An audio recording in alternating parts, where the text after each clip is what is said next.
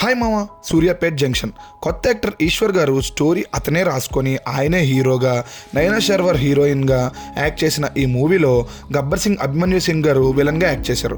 రాజేష్ నాదన్లా గారు డైరెక్ట్ చేసిన ఈ మూవీ ఈ ఇయర్ ఏప్రిల్ 25న థియేటర్స్లో రిలీజ్ అయ్యి ఫ్లాప్ అయిన ఈ మూవీ ఆగస్ట్ 15 నుంచి అమెజాన్ ప్రైమ్లోకి రెంటల్ బేసిస్ మీద స్ట్రీమ్ అవుతుంది. ఇప్పుడే ఈ మూవీ చూశాక నాకైతే అస్సలు నచ్చలేదు మామ. సినిమా చూడటం స్టార్ట్ చేసిన నాకు ఫస్ట్ 15 నిమిషాలకే అర్థమైపోయింది సినిమా ఎలా ఉండబోతుందో. చాలా కష్టం మామ ఈ సినిమా చూడటం. అసలు ఎందుకు తీస్తారా ఈ సినిమాలు అనిపించేటట్టు ఉంది మామ సినిమా. అస్సలు బాగాలేదు. ఇక స్టోరీలోకి వెళ్తే అర్జున్ తన ఫ్రెండ్స్తో కలిసి కాలేజ్ చదువుతూ ఉంటాడు. అలా సాఫీగా వెళ్ళిపోతున్న వాళ్ళ లైఫ్లోకి అర్జున్ ఫ్రెండ్ చేసిన ఒక పని వల్ల ఆ ఊరి పెద్ద ఎలక్షన్స్లో ఎమ్మెల్యేగా పోటీ చేస్తున్న నరసింహ చంపించేస్తాడు. ఇంతకీ అర్జున్ వాళ్ళ ఫ్రెండ్స్ ఏం చేశారు, అది చేసిన తప్పేంటి, అర్జున్ నరసింహాని ఏం చేశాడు అనేది రిమైనింగ్ స్టోరీ. ప్లస్ పాయింట్స్ గురించి వస్తే అసలు ప్లస్ పాయింట్స్ అంటూ నాకేం కనిపించలేదు మామ. ఎంత వెతుకుదామన్నా ఒక్కటి కూడా గుర్తు రావట్లేదు. ఒక్క ప్లస్ పాయింట్స్ గురించి చెప్పమంటే మాత్రం ఒక్కటి చెప్తాను మామ. సినిమా మొత్తం నోటెడ్ యాక్టర్సే ఉన్నారు. సో వాళ్ళే కొంచెం చూసేలా చేశారు ఈ మూవీని, అంతే. ఇంకా ప్లస్ పాయింట్స్ అంటూ సపరేట్గా ఏం లేమో. మైనస్ గురించి చెప్పాలంటే అన్ని మైనస్లే. స్టోరీ నుంచి ఆర్టిస్టుల పర్ఫార్మెన్స్ల వరకు, కెమెరా వర్క్ నుంచి ఎడిటింగ్ వరకు ఏది బాలేదు మామ. చిన్న సినిమాలు ఆడియన్స్ చూడాలి అంటే అవి ఎగ్జైట్ చేయాలి, ఎంగేజ్ చేయాలి. ఇందులో అదే ఉండదు.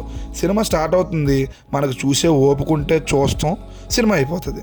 నాకైతే డబ్బులు ఉన్నాయి కాబట్టి ఒక మాస్ సినిమా తీద్దాం, హీరోయిన్తో ఒక 2 డ్యూట్లు తీద్దాం, హీరోకి ఒక ఇంట్రో సాంగ్ తీద్దాం, ఒక ఐటమ్ సాంగ్ పెడదాం, 2 లిప్ లాగులు పెడదాం, 4 ఫైట్లు పెడదాం, ఇవన్నీ చేసేసి ఒక సినిమా తీసామని చెప్పుకుందాం అని తీసినట్టు ఉంటుంది మామ.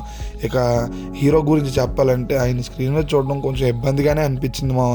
ఇక హీరో కాలేజ్ అట్మాస్ఫియర్లో నేను కాలేజ్ చదువుతున్నాను అంటాడు, కానీ అక్కడ కాలేజ్ అట్మాస్ఫియర్ కనిపించదు, మనం కాలేజ్ డ్రామా చూస్తున్నట్టు అనిపించదు. ప్రతి ఒక్కరు హీరో దగ్గరికి రావడం, హీరోని చూసి భయపడడం, అన్న అంటాం, హీరో ఏమంటే దానికి భయపడడం. ఆఖరికి లెక్చరర్స్తో కూడా లేకి కామెడీ చేశారు మా, అది కూడా నాకు నచ్చలేదు. ఇంకా హీరోయిన్ అయితే చూడడానికి ఇబ్బందిగానే ఉందమ్మా. మా ఆర్టిస్టులని స్క్రీన్ మీద చూడడం చాలా ఇబ్బందిగా ఉంది.